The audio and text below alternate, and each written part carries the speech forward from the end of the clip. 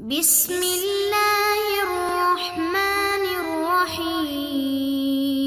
بسم اللہ الرحمن الرحیم۔ السلام علیکم عزیز طلبہ کرام، امید ہے آپ حضرات خیریت سے ہوں گے۔ آج ہمارا صحیح مسلم کا سبق نمبر 16 ہے، جس کا عنوان ہے مقدمہ صحیح مسلم حصے دہم۔ آگے بڑھنے سے پہلے خلاصہ جات کے اوپر ایک نظر ڈالتے ہیں۔ یہ ہمارا گزشتہ سبق کا خلاصہ ہے اور آج کے سبق کا خلاصہ یہ چند نکات ہیں۔ یہ جو دو نکات ہیں یہ تو سابقہ سبق سے متعلق ہیں، اور یہ آخری والے جو دو نکات ہیں یہ اگلے باب سے متعلق ہیں۔ تو چلتے ہیں، سبق شروع کرتے ہیں۔ گزشتہ سبق میں ہمارا یہ مضمون چل رہا تھا اسناد حدیث اور راویوں پر تنقید کی اہمیت۔ اس میں مختلف ائمہ حدیث کے اقوال کا تذکرہ ہو رہا تھا۔ تو آج کے سبق میں ہم قاسم بن عبید اللہ رحمہ اللہ کے دو قول ذکر کرتے ہیں۔ بسم اللہ الرحمن الرحیم۔ وبه قال حدثني ابو بکر بن النضر بن ابی النضر قال حدثني ابو النضر هاشم بن القاسم قال حدثنا ابو عقیل صاحب بحیہ قال كنت جالسا عند القاسم بن عبید اللہ ويحيى بن سعید قال يحيى للقاسم یا ابا محمد انه قبیح على مثلك عظیم ان تسأل عن شيء من امر هذا الدين فلا يوجد عندك منه علم ولا فرج او علم ولا مخرج۔ فقال له القاسم وعم ذاك؟ قال لأنك ابن إمامي هدى ابن أبي بكر وعمر رضي الله عنهما۔ قال يقول له القاسم أقبح من ذاك عند من عقل عن الله أن أقول بغير علم أو آخذ عن غير ثقة۔ قال فسكت فما أجاب۔ ابو عقیل کہتے ہیں، جو ان کا لقب صاحب بحیہ ہے، کہ میں قاسم بن عبید اللہ اور یحییٰ بن سعید القطان رحمہم اللہ کے پاس بیٹھا ہوا تھا، تو یحییٰ نے قاسم سے کہا کہ اے ابو محمد، آپ جیسے شخص کے لیے یہ بات نہایت نازیبا ہے کہ آپ سے دین کی کوئی بات پوچھی جائے اور آپ کے پاس اس کے متعلق کوئی علم نہ ہو اور کوئی حل نہ ہو۔ قاسم رحمہ اللہ نے یحییٰ سے پوچھا کس وجہ سے؟ یحییٰ نے کہا اس وجہ سے کہ آپ دین کے دو پیشوا ابو بکر اور عمر رضی اللہ عنہما کے فرزند ہیں۔ ابو عقیل کہتے ہیں کہ قاسم نے یحییٰ کو جواب دیا کہ اس سے زیادہ بری چیز اس شخص کے نزدیک جس کو اللہ تعالیٰ نے دین کا علم دیا ہے، یہ بات ہے کہ میں علم کے بغیر کوئی بات کہوں یا غیر معتبر شخص سے علم دین حاصل کروں۔ ابو عقیل کہتے ہیں کہ یحییٰ یہ سن کر خاموش ہو گئے اور کوئی جواب نہ دیا۔ بحیہ علیہ کے وزن پر یہ خاتون ہیں جو حضرت عائشہ رضی اللہ عنہ کی شاگردہ ہیں۔ حضرت عائشہ رضی اللہ عنہ نے ان کو بحیہ کے نام سے یاد کیا۔ یہ حضرت عائشہ رضی اللہ عنہ سے روایت بھی کرتی ہیں، اور صاحب کے لفظ سے راوی عقیل مراد ہیں۔ ان کا نام یحییٰ بن متوکل ہے۔ یحییٰ بن معین اور علی بن مدینی نے ان کو ضعیف قرار دیا ہے۔ سوال یہ پیدا ہوگا کہ جب ابو عقیل ضعیف ہیں تو امام مسلم رحمہ اللہ نے ان سے روایت کیوں لی ہے؟ اس کا ایک جواب تو یہ ہے کہ امام مسلم رحمہ اللہ نے ان سے روایت مقدمے میں نقل کی ہے، صحیح مسلم میں نقل نہیں کی۔ اور دوسرا جواب یہ ہے کہ ابو عقیل ان کے اوپر جرح مجمل ہے۔ اور تیسرا جواب یہ بھی ہے کہ بطور استشہاد اور بطور تابع کے ان سے امام مسلم رحمہ اللہ نے روایت لی ہے۔ اور یحییٰ بن سعید، اس سے مراد یحییٰ بن سعید القطان رحمہ اللہ ہے، جو امام جرح و تعدیل ہیں۔ اور القاسم سے مراد قاسم بن عبید اللہ بن عبداللہ بن عمر بن الخطاب رضی اللہ عنہما ہیں۔ رہی یہ بات کہ اس حدیث پاک میں یہ جو آیا ہے کہ لِأَنَّكَ ابْنُ إِمَامَيْ هُدَى، کہ آپ ہدایت کے دو امام ابو بکر اور عمر رضی اللہ عنہما کے بیٹے ہیں، اس کا کیا مطلب ہے؟ تو اس کا مطلب یہ ہے کہ یہ جو قاسم تھے ان کے پردادا حضرت عمر رضی اللہ عنہ ہیں اور پڑنانا حضرت ابو بکر رضی اللہ عنہ ہیں، یعنی گویا کہ یہ والد صاحب کی طرف سے فاروقی ہیں اور والدہ کی طرف سے صدیقی ہیں۔ حضرت قاسم رحمہ اللہ کے اس قول کا خلاصہ یہ ہے کہ غیر ثقہ راوی سے روایت لینا علماء کے نزدیک زیادہ قبیح ہے، کیونکہ اس سے سند حدیث متاثر ہو جاتی ہے۔ تو عدم علم کا اعتراف کر کے لا اعلم کہنا عند اللہ اور عند الناس عیب نہیں، لیکن بغیر علم کے علم کا دعویٰ کرنا جہل مرکب ہے، جو اللہ تعالیٰ کے نزدیک بھی عیب ہے اور لوگوں کے نزدیک بھی عیب ہے۔ اور حضرت قاسم رحمہ اللہ کے دونوں مقولوں سے اسناد حدیث کی اہمیت خوب واضح ہو جاتی ہے۔ ہم اگلا ان کا قول بھی پڑھ لیتے ہیں، لیکن اس سے پہلے جو راوی کا ہم نے تعارف کروایا ہے تو اس کا حوالہ بھی ہم پیش کرتے ہیں۔ اس حوالے کے اندر دو راویوں کا تعارف موجود ہے، ابو بکر بن نضر اور صاحب بحیہ۔ یہ تفصیل کے ساتھ ان حضرات کا تعارف موجود ہے۔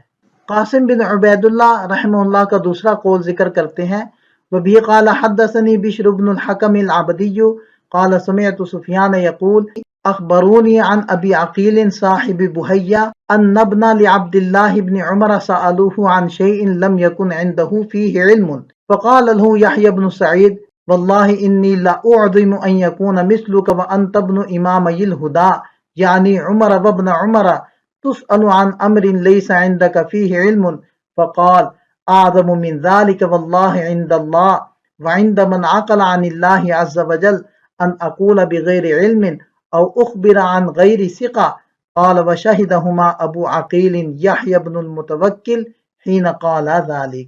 سفیان بن عیینہ کہتے ہیں کہ مجھے لوگوں نے بحیہ کے تلمیذ ابو عقیل سے روایت کرتے ہوئے بتایا کہ حضرت ابن عمر رضی اللہ عنہما کے ایک فرزند سے لوگوں نے کوئی بات دریافت کی، ان کے پاس اس سلسلے میں کوئی علم نہیں تھا، تو یحییٰ بن سعید قطان نے ان سے کہا کہ بخدا مجھ پر یہ بات بہت شاق گزری کہ آپ جیسے شخص سے جو دین کے دو پیشواؤں کے صاحبزادے ہیں، اور یحییٰ کی مراد دو پیشواؤں سے حضرت عمر اور حضرت ابن عمر رضی اللہ عنہما ہیں، کوئی بات دریافت کی جائے اور آپ کے پاس اس سلسلے میں کوئی علم نہ ہو، تو قاسم رحمہ اللہ نے جواب دیا کہ بخدا اس سے زیادہ گراں خدا کے نزدیک اور اس شخص کے نزدیک جسے دین کا علم حاصل ہے یہ بات ہے کہ میں علم کے بغیر کوئی بات کہوں یا غیر معتبر شخص سے روایت کروں۔ سفیان کہتے ہیں کہ اس گفتگو کے وقت ابو عقیل یحییٰ بن المتوکل ان دونوں کے پاس موجود تھے۔ تو مطلب بالکل واضح ہے، جیسے کہ سابقہ روایت میں ہم اس کی وضاحت کر چکے ہیں۔ اسناد حدیث کے بارے میں 5 ائمہ جرح و تعدیل کا قول۔ وبه قال حدثنا عمرو بن علي ابو حفص قال سمعت يحيى بن سعيد قال سألت سفيان الثوري وشعبة ومالكا وابن عيينة عن الرجل لا يكون سبتا في الحديث فيأتيني الرجل فيسألني عنه قالوا اخبر عنه انه ليس بسبت۔ یحییٰ قطان رحمہ اللہ کہتے ہیں کہ میں نے سفیان ثوری، شعبہ، مالک اور ابن عیینہ رحمہم اللہ سے اس شخص کے بارے میں دریافت کیا جو علم حدیث میں پختہ نہیں ہے۔ مثلا ایک شخص میرے پاس آتا ہے اور اس کے بارے میں دریافت کرتا ہے کہ وہ کیسا راوی ہے، تو ان سب حضرات نے جواب دیا کہ اس کے بارے میں بتلا دو کہ وہ مضبوط راوی نہیں ہے۔ یہاں امام مسلم رحمہ اللہ نے ائمہ جرح و تعدیل کے 5 بزرگوں کا قول نقل کیا ہے۔ یحییٰ بن سعید قطان نے سوال کیا ہے اور سفیان ثوری، سفیان بن عیینہ، شعبہ اور امام مالک رحمہ اللہ نے جواب دیا ہے، جس کا مطلب یہ ہے کہ ایک شخص حدیث میں غیر ثقہ ہے، غیر متقن، غیر ضابط ہے، اگر اس سے سند لینے اور حدیث بیان کرنے کا کوئی پوچھ لے تو کیا جواب دینا چاہیے؟ سب نے کہا کہ تم صاف صاف بتا دو کہ یہ شخص ثقہ نہیں ہے، اس کی سند صحیح نہیں ہے، یہ دین کا معاملہ ہے، صاف بتانے میں کوئی غیبت نہیں ہے۔ یہاں تک امام مسلم رحمہ اللہ نے فن حدیث کے اصولوں کے متعلق اکابر کے اقوال کا ذکر فرمایا اور چوٹی کے ماہرین حدیث سے سند حدیث کے بارے میں مختلف عبارات پیش فرما دی۔ اب آگے امام مسلم رحمہ اللہ نے مطعونین اور معیوبین راویوں سے تنقید کا سلسلہ شروع فرمایا ہے، اور یہ تصنیف کا وہی تیسرا سبب چل رہا ہے جو فائدے تالیف کے حوالے سے پہلے ذکر کیا گیا تھا۔ مطلب یہ ہے کہ کذابین وضاعین راویوں پر تنقید کرنے اور ان کو مسلمانوں کے سامنے ظاہر کرنے میں دین کی حفاظت ہے، تو صحیح مسلم کی تالیف سے اسلام اور مسلمانوں کو کتنا بڑا فائدہ ہوا۔ امام مسلم رحمہ اللہ نے مقدمہ مسلم میں 51 مجروحین پر جرح نقل کی ہے۔ سبق کے اگلے حصے میں ہم مجروح کا نام بھی ذکر کریں گے، جارح کا نام بھی ذکر کریں گے اور وجہ جرح بھی بیان کریں گے۔ جرح و تعدیل کا فن عجیب ہے، اس میں صاف صاف بتانا پڑتا ہے۔ محدثین کا مزاج بھی اللہ تعالیٰ نے حدیث کے معاملے میں جلالی بنایا ہے، ان کی تنقید کے الفاظ بڑے سخت ہوتے ہیں۔ کبھی یہ حضرات کہتے ہیں دجال من الدجاجلہ، تو کبھی کہتے ہیں کذاب وزاع خبیث، جبکہ فقہائے کرام کا لہجہ انتہائی نرم ہوتا ہے، کبھی کہتے ہیں لا بأس بھی، کبھی کہتے ہیں لا یجوز۔ تو محدثین کے الفاظ کو دیکھ کر بعض دفعہ گمان ہوتا ہے کہ کہیں یہ حضرات غیبت میں تو واقع نہیں ہو رہے، تو ان چند اقوال سے آپ کو اس چیز کی وضاحت ہو جائے گی کہ یہ غیبت نہیں ہے بلکہ حقیقت حال کی وضاحت ہے۔ چنانچہ امام احمد بن حنبل رحمہ اللہ کا قول ذکر کیا گیا ہے کہ ان سے کسی نے کہا کہ اے شیخ علماء کی غیبت نہ کریں، تو امام احمد رحمہ اللہ نے فرمایا تیرا ناس ہو، یہ خیر خواہی ہے، غیبت نہیں ہے۔ اسی طرح امام احمد رحمہ اللہ کے ایک اور قول منقول ہے کہ جس کا مطلب ہے جب عالم لاگ لپیٹ سے کام لے گا اور جاہل سمجھتا نہیں تو حق کہاں واضح ہوگا۔ اسی طرح حضرت عبداللہ بن مبارک رحمہ اللہ نے جب کسی راوی پر طعن کیا تو کسی نے کہا کہ شیخ آپ نے غیبت کی، اس کے جواب میں آپ نے فرمایا اس کو خاموش رہو، جب ہم کھل کر جرح نہیں کریں گے تو صحیح غلط کا پتہ کیسے چلے گا۔ اسی طرح امام ترمذی رحمہ اللہ نے اس سلسلے میں کتاب العلل کی ابتدا میں لکھا ہے کہ یعنی ائمہ جرح و تعدیل نے ضعیف راویوں پر کلام کیا ہے اور ان کی تضعیف کی ہے، حقیقت اللہ کو معلوم ہے، مگر ہمارے خیال میں یہ کام ان حضرات نے مسلمانوں کی خیر خواہی میں کیا ہے۔ ان حضرات کے بارے میں یہ بدگمانی نہیں کی جا سکتی کہ ان کا مقصد لوگوں کو مطعون کرنا یا ان کی غیبت کرنا تھا۔ اسی طرح یحییٰ بن سعید القطان پر کسی نے اعتراض کیا اور کہا اما تخشى ان يكون هؤلاء خصماؤك عند اللہ، آپ اس بات سے نہیں ڈرتے کہ یہ احباب اللہ تعالیٰ کے نزدیک آپ کے مد مقابل ہو جائیں؟ تو یحییٰ رحم اللہ فرمانے لگے کہ یہ میرے مد مقابل بن جائیں، یہ میرے نزدیک زیادہ پسندیدہ ہے اس بات سے کہ اللہ کے رسول صلی اللہ علیہ وسلم میرے مد مقابل ہوں۔ گزشتہ صفحے کے اندر جو ہم نے 5 اقوال ذکر کیے ہیں یہ ان 5 اقوال کے حوالہ جات ہیں۔ سند میں احتیاط سے متعلق امام احمد بن حنبل رحمہ اللہ کا یہ قول بھی ذکر کیا گیا ہے کہ اذا روینا عن رسول اللہ صلی اللہ علیہ وسلم، کہ جب ہم آپ علیہ السلام سے حلال حرام سنن اور احکام میں کوئی بات نقل کرتے ہیں تو ہم سندوں کے اندر سختی سے کام لیتے ہیں، اور جب ہم آپ صلی اللہ علیہ وسلم سے فضائل اعمال میں یا ایسی چیزوں میں روایت کو نقل کرتے ہیں جو کسی پر کوئی حکم نہیں لگاتی یا کسی سے کوئی حکم نہیں اٹھاتی، یعنی صرف فضائل کے اوپر مبنی ہوتی ہیں، تو ہم سندوں کے اندر نرمی سے کام لیتے ہیں۔ یہاں سے امام مسلم رحمہ اللہ مجروحین پر جرح کا ایک سلسلہ شروع فرما رہے ہیں۔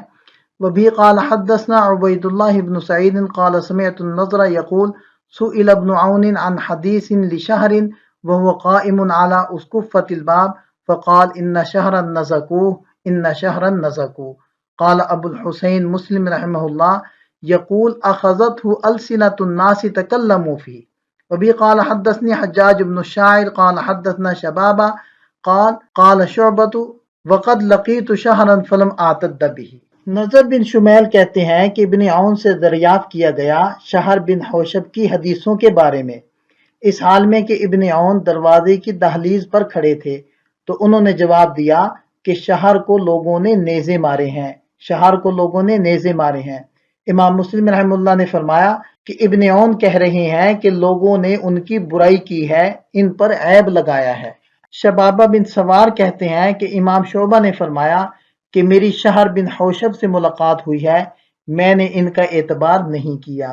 اسقفۃ الباب کا مطلب ہے کہ ابن عون رحمہ اللہ دروازے کی چوکھٹ پر کھڑے تھے اور ان سے کسی نے شہر بن حوشب کے بارے میں پوچھا تو آپ نے فرمایا کہ ان شہرا نزکو، یعنی لوگوں نے شہر بن حوشب شامی پر طعن کیا ہے اور ان کے بارے میں کلام کیا ہے، یعنی یہ متکلم فی راوی ہیں، اگرچہ ان کے اوپر جو جرح ہے وہ معمولی درجے کی ہے، اس لیے امام مسلم رحمہ اللہ نے فرمایا اخذتہ السنۃ الناس، یعنی معمولی درجے کی ان کے بارے میں جرح کی گئی ہے اور محدثین نے ان کے بارے میں کلام کیا ہے۔ سنن اربع میں شہر بن حوشب سے روایات لی گئی ہیں، تو اس حدیث میں جارح حضرت عبداللہ بن عون ہے اور مجروح شہر بن حوشب ہیں۔ وبه قال حدثني محمد بن عبد الله بن قهزاز من أهل مروى قال أخبرني علي بن حسين بن واقد قال قال عبد الله بن المبارك قلت لسفيان الثوري इन अब्बाद इब्न कसीर मन तारिफ हालहु व इज़ा हद्दस जाअ बिअम्रिन अज़ीमिन फतरा अन अक़ूल लिन्नास ला तअख़ुज़ू अन्हु क़ाल सुफ़यान बला क़ाल अब्दुल्लाह फ़कुन्तु इज़ा कुन्तु फ़ी मजलिसिन ज़ुकिर अब्बादुन असनैतु अलैहि फ़ी दीनिही व अक़ूलु ला तअख़ुज़ू अन्हु वक़ाल मुहम्मदुन हद्दसना अब्दुल्लाह इब्न उस्मान क़ाल क़ाल अबी क़ाल अब्दुल्लाह इब्न मुबारक इंतहैतु इला शुअबा फ़क़ाल हाज़ा अब्बाद इब्न कसीर फ़हज़रूह। इब्न मुबारक कहते हैं कि मैंने सुफियान सोरी रहमुल्लाह से पूछा कि अब्बाद बिन कसीर वो शख्स है जिसका हाल आपको मालूम है और जब वो हदीस बयान करता है तो बला ढा देता है, आपकी क्या राय है कि मैं लोगों से कह दिया करूं कि इसकी हदीस न लो? सुफियान सोरी रहमुल्लाह ने कहा कि क्यों नहीं, यानी ज़रूर कह दिया करो। इब्न मुबारक कहते हैं कि इसके बाद जब मैं किसी ऐसी मजलिस में होता जिसमें अब्बाद का तज़किरा आता तो मैं इसकी दीनदारी की तारीफ करता और कह दिया करता कि इससे हदीस न लो। इब्न मुबारक कहते हैं कि मैं इमाम शुअबा रहमुल्लाह के पास गया, बस उन्होंने कहा कि ये अब्बाद बिन कसीर है, इससे बचते रहो। मन तारिफ हालहु, यानी आप इसके ज़ौफ़ को जानते हैं या आप इसकी ज़ुहद इबादत को जानते हैं। और बिअम्रिन अज़ीमिन का मतलब है वाही तबाही मुनकर रिवायात नकल करता है। असनैतु अलैहि फ़ी दीनिही, यानी इसके दीन और तकवा के बारे में तारीफ करता हूँ मगर कहता हूँ कि इससे हदीस मत लो। ये अब्बाद बिन कसीर निहायत ज़ईफ़ मतरूकुल हदीस रावी है, सकफ़ी बसरी है, 140 हिजरी के बाद इनका इंतकाल हुआ। अभी तक जो हमने गुफ्तगू की है उसका खुलासा यह है कि सनद का ताल्लुक दीन से है और रिवायत सिक़ा रावियों की कबूल की जाती है और रावियों पर जरह करना जायज़ है। यह हमारा सबक मुकम्मल होता है। खुलासे के ऊपर एक नज़र डाल लें। ये 2 तमरीनी सवालात हैं, इनका जवाब भी तहरीर करें। मिलते हैं नए सबक के साथ। अल्लाह ताला हम सब का हामी और नासिर हो। दुआ में याद रखिएगा। अस्सलामु अलैकुम।